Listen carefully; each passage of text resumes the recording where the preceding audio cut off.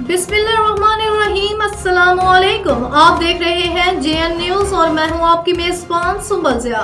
Bulletin का बाकायदा आगाज करते हैं और शामिल करते हैं अब तक की अहम तरीन खबरें।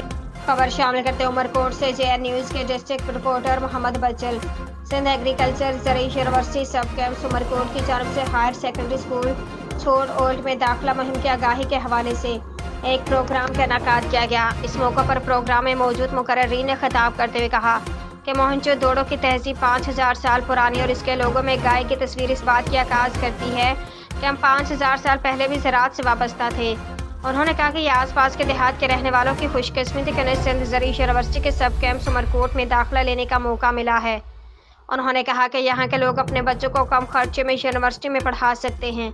सीनियर सिटीजन फोरम के रहनुमा जलाल कोरी, डॉक्टर अजीज़ कंवर, पुंजराज के Israni higher secondary school Chhor के साथजा, professor Amanullah Soomro principal higher secondary school new Chhor, Murad Ali Mangrio, Inayat Soomro समाजी तंजीम CSSP उमरकोट के मीर हसन आरेसर और दीगर मौजूदीन शहरियों सैकड़ों तलबा ने प्रोग्राम में शिरकत की।